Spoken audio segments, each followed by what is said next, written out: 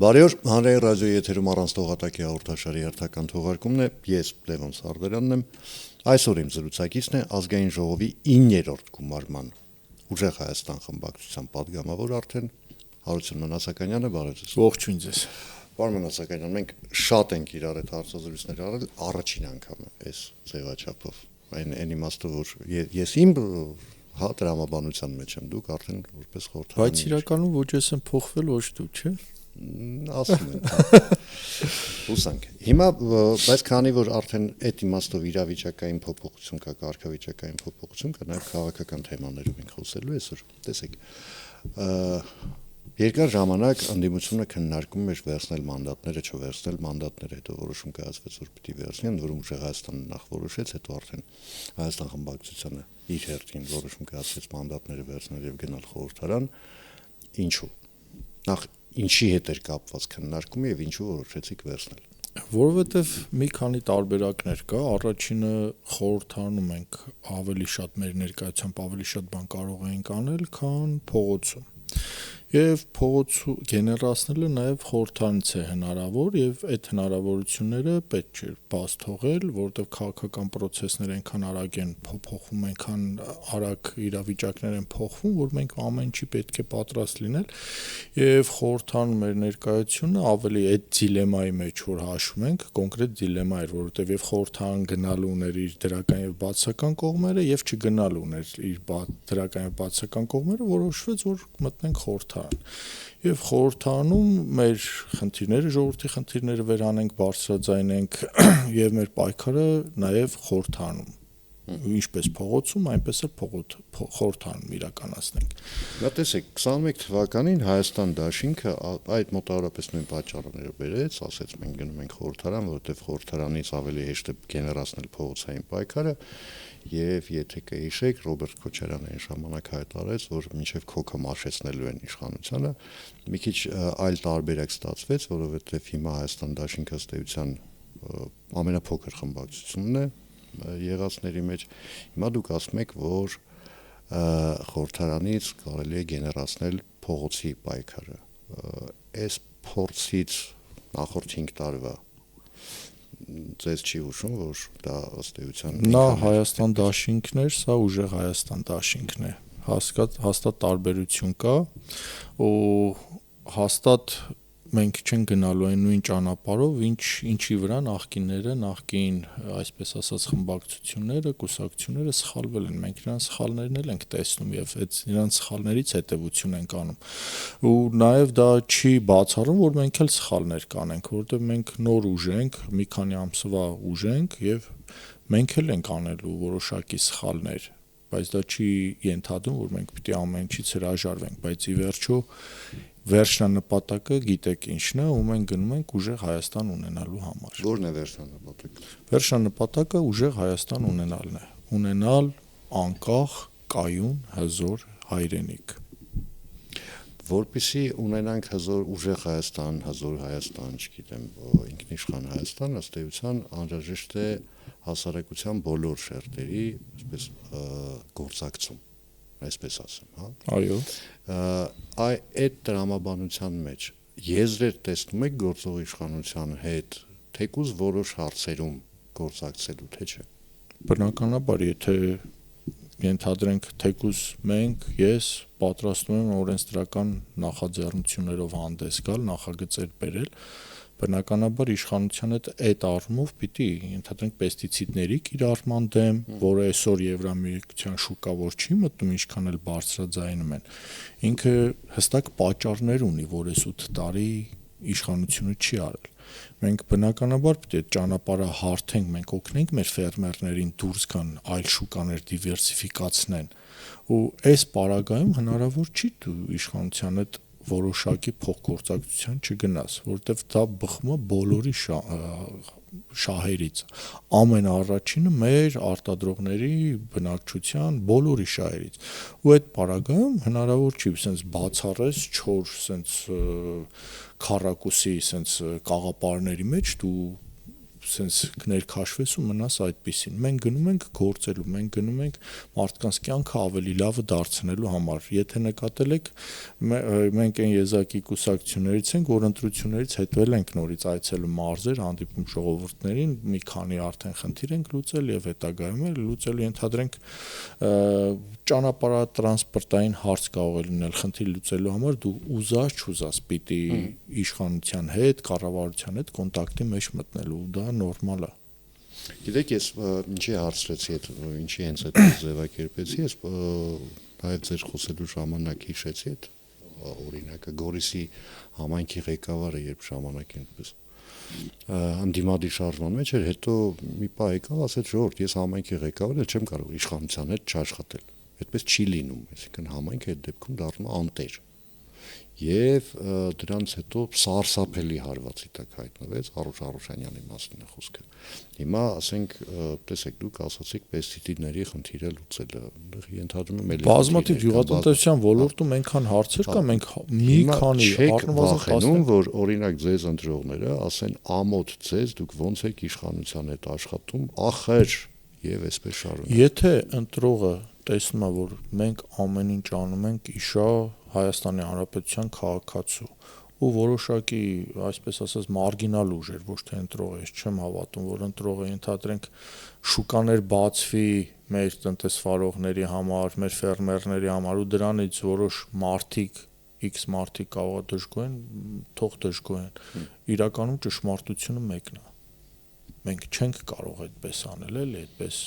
բացառել ու չգործել։ Մենք անընդհատ գործելու ենք, անընդհատ քայլեր ենք անելու իշա ի նպաստ ՀՀ քաղաքացու։ Ու դա պիտի լինի։ Հիմա վաղը չեմ մյուս օրը արդեն Կիրակի օրը առաջին նիստն է լինելու խորհրդարանի, նոր խորհրդարանի նկատի ունեմ, հասկանալի է, որ այնտեղ օրենսդրական նախաձեռնություն չեն քննարկվելու, այնտեղ հիմնականում ղեկավար կազմն է, ընտրվելու ազգային ժողովի նախագահ, փոխնախագահներ, մշտական հանձնաժողովի նախագահներ, հետո արդեն սկսվել է օրենսդրական գործունեությունը։ Հիմա կոնկրետ դուք հայտնի եք որպես գյուղատնտեսության ոլորտի մասնագետ։ Կոնկրետ դուք ինչով եք զբաղվելու խորհրդարանում նպատակները։ Խորհրդարանում հայտնվելու իմ գլխավոր նպատակը գյուղացիների, ֆերմերային տնտեսությունների խնդիրը բարձրաձայնելն ու վերջնակետին հասցնելն է, խնդիրները լուծելու մասին է իհարկե խոսքը։ Եվ ես 5 տարի ակտիվ եմ մնալու հիմնականում այդ ուղղությամբ եւ միջազգային առևտրի ուղղությամբ, գյուղմթերքի արտահանման ուղղությամբ։ Այս ուղղությամբ ես ունեմ բավականին մեծ փորձ ու որոշակի գիտելիքներ, չասեմ մեծ գիտելիքներ ունեմ, որովհետև ես իրականում ագրոնոմ չեմ, ավելի շատ մարքետոլոգ եմ եւ գյուղատնտեսության ոլորտ եմ։ Այդ բոլոր խնդիրները իսկ գյուղատնտեսության ոլորտում, ինչպես տեսնում եք, մանավանդ հիմա, կարծես ոնց որ հենց ամենաօրհասական պահն է այդ խնդիրները լուծում տալու, այդ խնդիրները բարձրաձայնելու, այդ խնդիրները առաջ մղելու, որպեսզի մեր հասարակությունն էլ, մեր արտադրողները, գյուղացիները, ֆերմերները հասկանան, որ իրանք միայնակ չեն, խնդիրի հետ միայնակ մնացած չեն։ Հիմա իշխանությունը ասում է, հարգելի գյուղացի, հարգելի ֆերմեր, դու միայնակ չես, ես քո կողքին եմ, ես քո գրած վնասները կփոխհատուցեմ, այդ խնդիրը որն է։ Ոնց գրած վնաս փոխհատուցեմ։ Հա, $1.4 միլիոն ապրանք էր արտահանվում գյուղմթերք։ Ինքը փոխհատուցում է 5 միլիարդ դրամ, 4 միլիարդ դրամ։ Այսինքն փոխհատուցումը հնարավոր շահույթն է փոխանցվում, ինքը փոխհատուցում։ Բա հնարավոր շահույթն ու առած ծախսը օրինակ։ Առած ծախսը, ասում եմ, $1.4 միլիոն գյուղմթերքը արտահանվել։ Ինքնարժեքն եք ասում։ Գինը ընդհանուր, որի մեջ մտնում է շահույթ, ապրանքի գին, ծախս, ինքը փոխհատուցում է 4 միլիարդ դրամ, $10 միլիոն, 1%-ը։ Համամասնությունը պատկերացրեցիք։ Ինքը խոսում է 400 միլիոն դրամ ինչ որ ձկնաբույծներին, ինչ որ 400 միլիոն դրամի չափ ինչ որ փոխհատուցում են տալի, կերի 20%-ի չափ սուբսիդիա։ Վարչապետի մակարդակով խոսում ասում ձուկը փորձում պրոբլեմատիկ է հայկական ձուկը ու հարվածի տակ է դնում ամբողջ ձկնարդյունաբերության ոլորտին Հայաստանի իր խոսքով չգիտեմ միտումնավոր անում չհասկանալով անում բայց նման նախադեպ երևի աշխարհում գոյություն չունի։ Պլյուս դրան ինքը դրանով փաստում է, որ մեր պատկան մարմինները իդեմս ատոմի աշխատում են խայտառակված։ Եթե մեր սնունդը ցկան տեսքով ունի խնդիր, ուրեմն դու կոմպետենտ չես։ Քո համապատասխան կառույցները կոմպետենտ չեն կամ չեն աշխատում, կամ միտումնավոր բերել են այս վիճակին։ Եթե դու ասում ես ձուկը խնդիր ունի, որակական խնդիր ունի, դրա թիվ 1 մեղավորը դու ես։ Հիմա դուք գտնում եք, որ այն սանկցիաները, որ կիրառում է Ռուսաստան դարձնում, դրանք օբյեկտիվ են թե սուբյեկտիվ։ Այսինքն քաղաքական են թե։ Չեմ ուզում դրան պատասխանել, այդ հարցին չեմ ուզում պատասխանել, որովհետև ես ավելի շատ գյուղատնտեսության ոլորտի մասնագետ եմ, ես մասնագիտական։ Մեր գյուղմթերքները, որ ունեցել են խնդիրներ որակական, խոսել են բազմիցս, խոսել ենք միասին նաև, բազմիցս ասել եմ։ Այդ թվում նաև հանրային հեռուստաընկերությունում եմ ես ասել այս մասին ու ասել եմ պետական վերահսկողություն չկա։ Մեր գյուղմթերքը, որ ունի խնդիրներ, դա ֆերմերի մեղքը չի։ Դա պետության մեղքն է, դա իշխանության մեղքն է, որովհետև ֆերմերը չի ուզի երբեք ավել պեստիցիդ կիրառի իր պտուղ բանջարեղենի վրա, բայց ինչ է ինքը կիրառում, որովհետև չկա անհրաժեշտ պետական վերահսկողությունը, ֆերմերը, որ գնում է թունաքիմիկատների խանութ, ինքը չունի համապատասխան գիտելիքներ, ինքը ասում է, այս ծառից վրա թրթուրներ կա, ինչ անեմ, նրանք էլ պատասխանում են, ասում են, դե ընդհանրենք լարա թրթուրի դեմ, առես դեղը, որ ինքը նույնիսկ չգիտի ինչ դեղ է, ինչ կոնցենտրացիա ունի, ազդող նյութը ինչքան է, ոնց է, այսքան կխառնես ջրին, կսրսկես քո ծառներին։ Այս գյուղացիները գնում ասում են, մի քիչ էլ շատ անեմ, որ այդ թրթուրը շուտ ցածկի։ Ինքը անում է, ծառերը բուժումներն անում է, ու այդ ծանր մետաղները, այդ մնացորդները, թույները անցնում են պտուղի մեջ։ Ու մնացորդի տեսքով մնալով, երբ որ դու արտահանում ես արդեն Եվրոպական միություն, որտեղ ստանդարտները բավականին խիստ են, ասում են մի վարքյան մի հատ էլ էս ապրանքը ոչնչացնելու համար գումար տուր։ Կամ լավագույն դեպքում կհիշեք Ծիրանը, որ մեր իշխանությունը այսքան բարձրաձայն է, որ մի քանի երկիր շատ չնչին քանակության մտավ, թույլատրում են միայն հայկական խանութներում վաճառվի։ Դա պատահական չի։ Չի մտնում ֆրանսիական Carrefour, չի մտնում Auchan, չի մտնում 5 հատ հայկական խանութ են գրել, այն էլ այնքան ծիծաղելի փոքր քանակներ է, որ ուղղակի ամաչում ես։ Ու այս խնդիրները պետք է լուծվի։ Այս խնդիրները չլուծելով։ Հիմա տեսեք, պայմանական թիվ եմ ասում, ես ստատիստիկ տվյալների չեմ տիրապետում, մենք ունենք մոտավորապես 500,000 ակտիվ ֆերմեր, հա։ Այո։ Պայմանական եմ ասում։ 500,000 ակտիվ ֆերմերների, տեսեք, այս մեղադրանք չի, բայց շատերը ոլորտի մասնագետներից ասում են, մենք խնդիր ունենք ֆերմերների հետ, որովհետև իրենք ծուլանում են սովորել։ Ինչու, որովհետև տարիներ շարունակ, տասնամյակներ շարունակ նույնիսկ եթե խնդիրներ ունեցող մենք պրոդուկտ ունենք, ռուսական շուկան այդ իմաստով բաց է եղել, որովհետև քաղաքական խնդիրներ չեն առաջացել, չեն դրել դիմացներես, կոպիտ ասած, ասել են հալավ կոնյակ կլինի, ծիրանք կլինի, խաղող կլինի, էս կլինի, լավ արելեք է, բերեք մենք հա կվաճառենք, բան չի լինի մեզ, մեկ էլ հանկարծ որոշում է, որ բան կլինի իրենց, հա։ Բայց այս իրավիճակը բերել են նրան, որ մարդիկ թե դեռ ռուսական շուկան մեկը կա, դե ինչ պիտի մտածեմ ստանդարտների մասին, այդ էլ չեմ մտածում, ես չեմ խոսում այն մասին, որ ես ու դուք մեր երեխեքը թունավորվում են։ Մենք լուրջ խնդիր ունենք այս ոլորտում, եթե կհիշեք 2 տարի առաջ, այս տարի էլ Պիպոյան Դավիթենք նորից փորձաքննության են ուղարկել, շուկայից գնված տարբեր տեղերից գնված պտուղ բանջարեղենը տվել են լաբորատոր փորձաքննության, այդ թվում պետական լաբորատոր փորձաքննության ՀԲԼՑԿ-ի ու բոլորի մեջ հայտնաբերվել են արգելված նյութեր, թույլատրելի նորմա գերազանցող, լավ այսպես ասեմ, արգելված նյութեր։ Սա պետության, միայն պետության խնդիր է, պետության անգործության հետևանքը։ Ֆերմերը եթե չի սովորում, դրա համար պետությունը ունի գործիքակազմ։ Այդ գործիքակազմը երբ որ օգտագործի, արկադրանքի մեթոդ լինի, տուժերի օգտագործման մեթոդ լինի, խրախուսանքի մեթոդ լինի, անձնական օրինակի մեթոդ լինի, նաև պետությունը իր օրինակով ցույց տա ինչ որ հողատարածքի վրա ինչ կարելի անել, մնացածը հետևեն։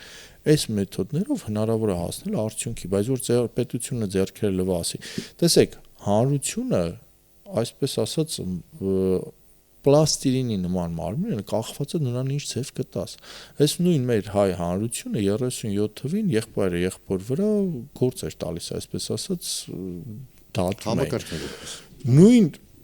այս պետության քաղաքացիներ 41-ից 45 թվին ամենաշատ ազգային հերոսները տվեցին։ Նույն այս պետությունը մինչև 88 թիվը կարողացան երկրի տնտեսությունը հասցնել արևելյան Եվրոպայի տնտեսության մակարդակի։ Հիմա որ իջել է, այսինքն դա պետության գործառույթ է, պետությունը պետք է այնպիսի պայմաններում միջավայր ստեղծի, որ այս ալարող մարդը սկսի աշխատել, որ այս մարդը ուզենա խաղադրույք անել, տունը կորցնել, չկարողանա խաղադրույք կատարել ինչ-որ անհասկանալի բուկմեյքերական կենտրոններում կամ կազինոներում եւ այլն եւ այլն։ Դե արդեն դրա դեմ միջոցներ ինչ-որ կիրառվել են։ Դե չգիտեմ, կիրառվել է թե չէ, ես խոսում եմ գյուղատնտեսության տեսանկյունից, նույնը հիմա այս խնդիրները, այն որ խոսում էին 8 տարի, խոսում էին շուկայի դիվերսիֆիկացման մասին, խոսում էին ու ոչինչ չէին անում։ 8 տարվա մեջ Հայաստանի տնտեսությունը ավելի խորապես կախվածության մեջ գցեցին Ռուսաստանի տնտեսությունից, այսպես ռուսական շուկայից։ Այս դրա մասին այլ պիտի խոսենք, բա դուք ինչ էիք անում։ 8 տարի այնպես չի, հենց ձեր հաղորդման ժամանակ 2 տարի առաջ մանրամասն խոսել ենք հողերի զոնավորումից, ենք խոսել այդ հողերի զոնավորումը անհրաժեշտ էր, որ պտուղ բանջարեղենը հասկանաց, որ տարածաշրջանում ինչ ածեցնես, որ նվազագույն ինքնարժեքով ստանաս, որ մրցունակ լինի, ռոռոկման համակարգի բարելավման մասին պիտի խոսասես 8 տարիների մեջ մի հատ վեդի ջրամբար են կարողացել սարքել։ Մի հատ ընդամենը կապսի ջրամբարը ամբողջությամբ ձախողել են, հիմա նորից պետք է սկսեն, չգիտեմ ինչ անել։ Նույնը ապրանքի արտադրության, գյուղմթերքի արտադրության հետագծելությունն է պետք, որ ֆերմերը աճեցնում է, գնորդ առնում է, գնորդ կազմակերպությունը, ինք իմանա այս ֆերմերը ինչ պեստիցիդներ, ինչ քանակի պեստիցիդներ, ինչ պարտանյութեր, ինչ այլ նյութեր է օգտագործել այդ գյուղմթերքի մեջ, որ կարողանա եւ բարեխիղճ ձևով եւ հանգիստ խղճով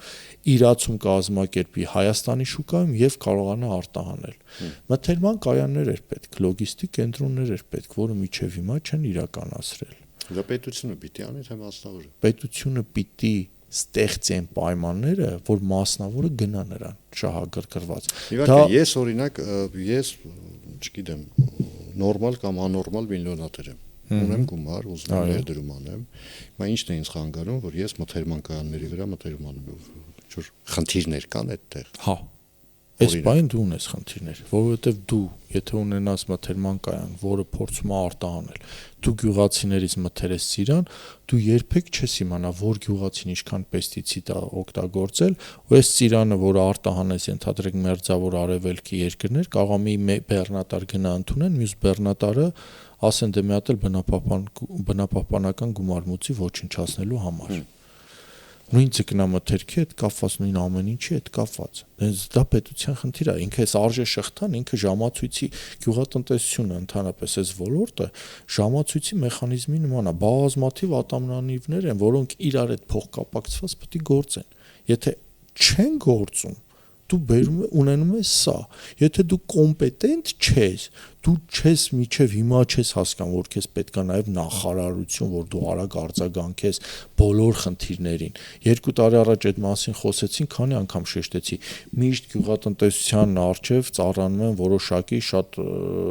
անհապաղ խնդիրներ, որոնք շատ արագ լուծում են պահանջում։ Քեզ պետք է այդ նախարարությունն իր համապատասխան բաժիններով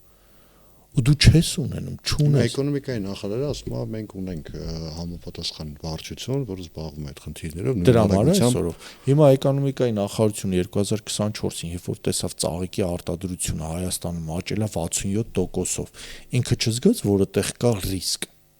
Այդ ոնց էր ես զգացի, ես չունենալով համապատասխան գիտելիքներ ասեմ, ինֆորմացիոն բազա ասեմ, ես կարողանում եի կռահել, որ ծաղկի արտադրությունը Հայաստանի նման պարենային անվտանգություն ունեցող երկրում ռիսկ կա, որովհետև եթե սահմանը փակվի, ծաղիկը ոչ կարող ես վերամշակել, ոչ կարող ես պահպանել ինչ-որ ժամանակ, ոչ բան չես կարող անել, ուղղակի թափելու ես։ Իսկ այս երկրում պարենային անվտանգության խնդիր ունեցող երկիր է։ Պիտի դու ֆերմերային տնտեսություններին խրախուսեիր, որ ծաղկի ծանցում կատարային ուրիշ մշակաբույսի արտադրություն։ Ու այսօր որ 96 միլիոն ծաղիկ էր արտահանվում կամ 60 միլիոն $, այսօր դու այդ ծաղիկը վաճառելու համար մի հատ էլ որ ամբողջ աշխարհում այդ ապրանքը վաճառելու համար պետությունը շահում է, շահույթ հաստանում, չէ՞, դրան շահութը արկա գալիս, ավելացած արժեքի արկա գալիս եւ այլն եւ այլն։ Այսօր պետությունն է փող ծախսում, որ կարողանան այդ ծաղիկը ինչ-որ մի շուկայում ծախսեն, սուբսիդիայի տեսքով։ Դա նորմալ է, դա նորմալ չի։ Եթե գյուղատնտեսության նախարարությունը վերականգնվում է, այդ խնդիրների լուծումը ինչ է տալու։ Գյուղատնտեսության նախարարությունը երբ որ վերականգնվի, ինքը պետք է իր հստակ դնի կարճաժամկետ, միջնաժամկետ, երկարաժամկետ ծրագրերի ռազմավարություն, հստակ կարճաժամկետում ինչա անհրաժեշտ առաջնակարգ ինչ պիտի անել, միջնաժամկետում ինչ պիտի անել, երկարաժամկետում ինչ պիտի անել, պիտի հստակ հաշվարկի բոլոր ռիսկերը։ Մենք այս հարափոփող տարածաշրջանում ենք ապրում, որտեղ անընդհատ ինչ-որ բան է փոխվում, ինչ-որ ռիսկեր են առաջանում, ինչ-որ խնդիրներ են առաջանում։ Գոնե դու նախապես դրանք պիտի բոլորը հաշվարկես, որ կարողանաս այս ամեն ինչի տակից դուրս գալ։ Գյուղատնտեսությունը այն ոլորտն է, որ ամբողջ այս աճող բնակչության պայմաններում ու այս արհեստական ինտելեկտի պայմաններում միակ ոլորտն է, որ արհեստական ինտելեկտը շատ լուրջ հարված չի հասցնում, էլի։ Ուզես դու այդ պիտի աճես, այդ բույսը պիտի վարես, դու պիտի ցանես, դու պիտի օգտագործես, դու պիտի վաճառես, քաղես, վաճառես։ Մի խոսքով, այս ամեն ինչ հենց գյուղատնտեսության նախարարությունը պիտի ստեղծվի նրա համար, որ այս ամեն ինչը կազմակերպի եւ ունենա ինտերակտիվ կապ ֆերմերային տնտեսությունների հետ անընդհատ։ Պլյուս դրան ինքը տեսնի միջազգային շուկայի ուսումնասիրում նախարարություն նաև տենդենսները հասկանա ու ֆերմերներին ուղղորդի այդ իր խրախուսող քաղաքականությամբ ինչ մշակաբույս աճեցնել։ Այս տարի լոլիկ մի աճացրեք։ Այս տարի լոլիկ մի աճացրեք, վարունգ աճացրեք։ Դրա համար ենթադրենք վարունգի աճեցման համար տա սուբսիդիա, լոլիկի համար ոչ մի բան չտա։ Կամ բանկերին ստիպի ասի լոլիկի պարագայում տոկոսադրույքը բարձր կտակ վարկի ընդհանրենք ու սենց բալանսավորի ու սենց մղի առաջ։ Իսկ մեր երկիրը ես բազմից եմ ասել աստվածային սենց պարգև է մեզ, որովհետև մենք ապրում ենք մի երկրում, որը տարածաշրջանում խմելու ջրով ամենաբավարարված երկիրն է, 7-ից 9 միլիարդ խորանարդ մետր խմելու ջրի պաշարներ ունենք, մակերեսային կուտակման Սևանը չհաշված։ Պլյուս մենք ունենք կլիմայական գրեթե բոլոր գոտիները, մինչև մերձարկտիկական, որտեղ հնարավոր է մշակաբույսեր աճեցնել, ու դու այնքան բազմազան մշակաբույսեր կարող ես աճեցնել, ու քո գաստրոտուրիզմը այնքան հետաքրքիր ձևով կարող ես զարգացնել։ Տեսել եք Թուրքիան գաստրոտուրիզմի համար ինչ փողեր աշխատում։ Այն Նուսրետ Սոլբայի խանութների ցանցը, որը արդեն տարածում աշխարհով աշխատել, բայց հիմնականում տենց գինու վրա է կենտրոնացել։ Հələ որ գինու վրա, տենց գինու փառատոն եւ այլն, բայց շատ մեծ հնարավորություն է կա, շատ գիծ է գաստրոգիծը որ կա Վայոց-Ձորի մարզում է բավական ակտիվ։ Հələ որ այն տեմպերով չի, հասարակ բան ասեմ, Վրաստանը տարեկան վաճառում է մոտավորապես 270 միլիոն եվրոյի թե դոլար, այդ չեմ հիշում, գինի, մենք հələ 10-20 միլիոն $-ը չենք անցնում, այսինքն 10 անգամ պակաս ենք վրացիներից։ Այսինքն մենք ունենք աճելու շատ մեծ հնարավորություններ ու պետքա ճիշտ քաղաքականություն, ու պետքա խոշոր մտածող, ամենակարևորը սահմանափակ մտածողությամբ չես կարող։ Շատ է, պարոն Նացականյան, տեսեք, դուք մատնանշում եք խնդիրները, որոնցից մեկը նաև հենց այդ արտադրության process-ն է, գյուղմթերքի արտադրության։ Ասենք 2 օր առաջ Գագիկ Մակարյանն էր մեր հյուրը, տնտեսագետ, մոտավորապես նույն բանն էլ ինքն էր ասում, բայց ինքը այստեղ մի քիչ ավելի լայն էր ասում, մենք մեր մոտ այդ մշակույթը չի ձևավորվել, այսինքն որ ֆերմերը պիտի ինքը մտածի, որ սիլիտրան չմտցնի այնքան, որ ասենք ձմերուկը չդառնա իմ քաշի, պետք չի։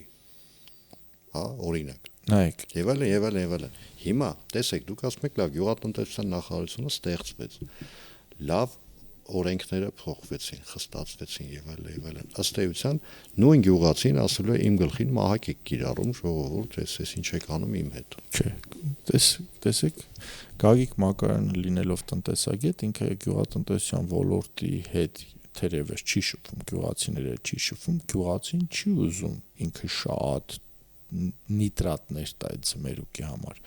Երբ որ գյուղացին ունենա 1 կամ 2 հեկտար հողատարածք, որտեղ ինքը փորձի գնա թունակի մի կատ կամ պարտանյութ գնելու եւ իրենից